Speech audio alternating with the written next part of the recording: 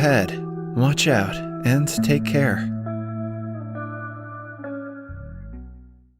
A family of 4 lives in a suburban American town. The parents, Brent and Kendall, love their kids, but hate how their lives have changed after having them.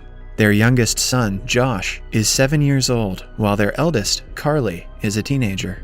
At the beginning of the movie, Carly is talking to her boyfriend, Damon, on the phone. Her parents do not like the guy, but Carly, of course, doesn't care. She and Damon plan to meet later in the evening, when Damon is done with his final test at school. At breakfast, their housekeeper, Soon-Yi, listens to the news about a mother leaving her infant to die in a car accident. Soon-Yi has brought her daughter Lisa to work, and they plan to leave after cleaning the house. The family is also expecting to see Brent's parents for dinner at night. Carly wants to cancel the dinner to go out with Damon, which causes an argument between her and Kendall. Unknown to her mother, Carly has stolen $100 from her purse to hang out with her best friend, Riley. Kendall drives her to school, and they get into yet another argument on the way. Carly harshly tells Kendall that her life is boring before getting out of the car. Back at home, Josh playfully hits Brent with his toy ball. Brent looks at his son with murder in his eyes, but laughs it off. However, we see him kick Josh's toy car before leaving. The housekeeper, Soon-Yi, is pounding some chicken while her daughter Lisa watches Josh play in the background. All of a sudden, Josh turns around to see Soon-Yi hitting her daughter with the mallet. Meanwhile, Kendall is out with her friend and Riley's mother, Jean. They talk about Kendall's sister, Jenna, who is pregnant. As Kendall goes through her purse, she notices that her money is missing. Jean claims that her daughter always steals from her, hinting that Carly probably did the same. Carly is in her classroom when the teacher gets a call asking him to send a kid to the principal's office. Soon, he starts to get several calls, and the school is surrounded by cop cars. Not thinking much of it, Carly and her best friend Riley go to the washroom, where Riley complains about her mother being a bitch. They buy some edible pills from a girl and step out to see the school in complete chaos. All the students are running around, while the teachers are nowhere to be seen. They join the crowd and see a classmate's mother trying to cross the school's fence. Outside the school, a large crowd of parents has gathered, wanting to enter the premises, but the police and the security are holding them back. Not knowing what to do, one kid runs to his mother, who brutally stabs him with her car keys. The crowd goes wild as more parents start to beat their kids brutally. Some even kill them in the open. This is a dream that every parent has most likely had.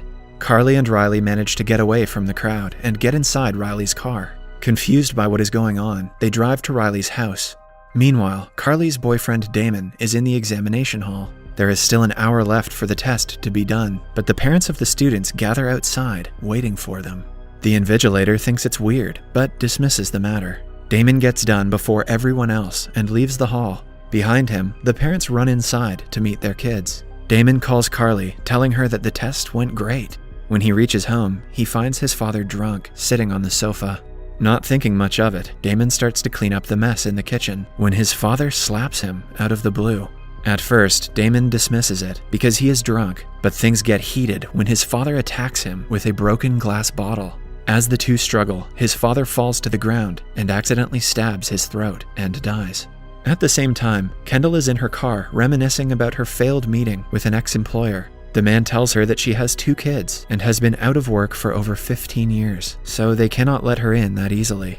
Seeing what her life has come to, Kendall starts to have a mental breakdown. As she sobs, she gets a call informing her that Jenna has gone into labor. Kendall rushes to the hospital and sees a crowd watching the news about parents killing their own children. Before she can listen to it, she is called by her sister.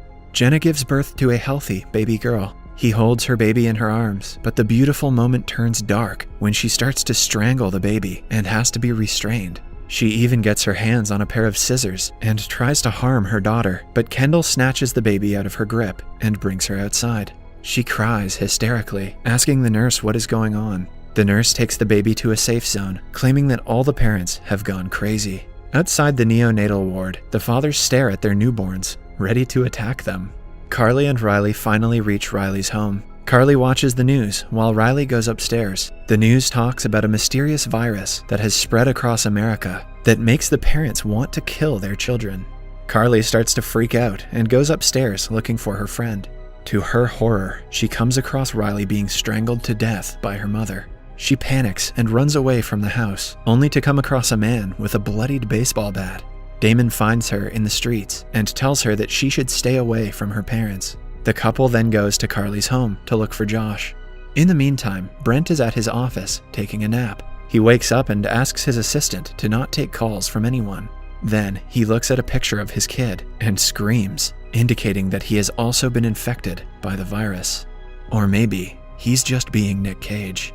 Damon and Carly reach home and see that the housekeeper Sun-Yi is still there. They carefully walk inside and ask her where Josh is. The woman calmly replies that he is in his room. The couple gets a look at Sun-Yi's mop that is covered in blood and realizes something terrible has happened. Carly runs to get her brother, while Damon keeps an eye on the housekeeper. Carly finds a terrified Josh under his bed, crying. He claims that Sun-Yi did something really bad to her daughter, but doesn't explain what. Sun-Yi drives away after cleaning the mess, but an infected Brent arrives right after. He enters the house and sees Damon in the kitchen. As he orders him to get out of his house, Josh hears him and gets out from under the bed. Carly asks him to run out quickly, but Josh insists on getting his backpack. Brent is about to attack Damon, but Josh calling his name grabs his attention. After seeing his kid, Brent loses control and attacks them. Damon tries to save them, but Brent knocks him unconscious with a single punch to the throat. Following that, he trips on Josh's toy car, giving Carly and Josh an opportunity to run down to the basement and lock themselves in. They run down the stairs and see that everything in the basement is destroyed. 3 weeks prior to the accident, Brent had bought a pool table and built it in the basement to turn it into a man cave. He is pretty satisfied with his job until Kendall sees the purchase and asks him how much it cost. Brent starts to yell at her, saying that he deserves to spoil himself a little bit because he works hard. As the two get into a fight, he brings out a hammer and maniacally breaks everything he just built. He says that he wants to feel like his younger and carefree self again, but knows that it is not possible. Kendall agrees, claiming that she sacrificed her dreams and aspirations for her family, and although she loves everyone, she misses her old self. Back in the present, they've discovered a solution and simply need to murder their children. Kendall drives back home while hoping her kids are okay. She listens to the radio where the host warns the parents to stay away from their kids because no one ever knows when they might get infected. Kendall quickly stops her car, but it is too late because she is already infected and has reached her home. She enters the house and joins Brent. They bang on the basement door and ask the kids to come out. Kendall brings out an electric saw and tries to break down the door. At the same time, Brent goes to the other room to get his gun, but finds the gun case empty. Little Josh shoots his mother through the door, and the bullet hits her shoulder. It turns out that Josh has stolen Brent's gun and kept it in his backpack a while ago. Kendall makes her husband pour alcohol on her wound. Inside the basement, the kids hear their mother scream in pain and cry. Now, Kendall and Brent cannot enter the basement forcefully for fear of being shot. Brent thinks of another way and attaches the LPG pipe to the basement. This way, they plan to gas the kids until they pass out and attack them at the right moment. Kendall uses tape to cover the holes she just created in the door so the gas won't leak. Carly notices this and pokes her fingers out to investigate, only to be attacked by her mother again. As the gas begins to fill up the basement, Carly realizes what her parents are trying to do. A long time passes, and Kendall and Brent patiently wait for their kids to give up. When they begin to cough because of the gas, Carly devises a plan. She finds a matchbox and carefully tears off the box's strip. She then attaches it to the bottom of the door, along with some matchsticks. This way, when the door opens, the matches will light on fire, causing an explosion because of the gas. Then, she and Josh get into a vent and crawl their way out of the basement. The parents realize that the kids have gone silent, so they create a hole in the door and look for them. Following that, they open the door, causing an explosion. Brent is gravely injured, but Kendall survives and finds the kids in the hallway. As she tries to kill them, they are saved by Damon, who happens to be alive. He and Carly restrain Kendall and lock her inside the closet, but she manages to pierce Damon's cheeks with a hanger and breaks free. As the struggle continues, Kendall smacks him with a mallet and pushes him off the railing.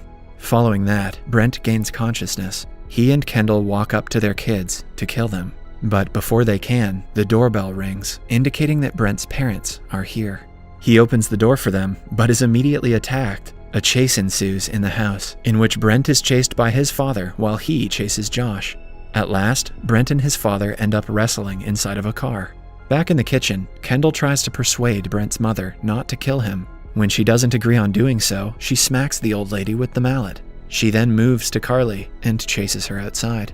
The grandmother also follows them. All of a sudden, the car that Brent is in hits the grandmother, killing her. The grandfather is thrown outside because of the impact and is also killed instantly. Brent, on the other hand, passes out because of the crash. As the others watch the scene, Damon, who is still alive, knocks Kendall out. In the following scene, the parents are tied in the basement while the kids watch them. They try to fake being normal so the kids would set them free, but the trick doesn't work. Josh tells his parents that he still loves them. The movie ends as Brent says he loves them too, but sometimes he just wants to kill them. You gotta love a movie that spends its entire runtime building up to a bad punchline. Subscribe for more videos like this, turn on the notifications, and leave a like to help the channel out. Thank you for watching.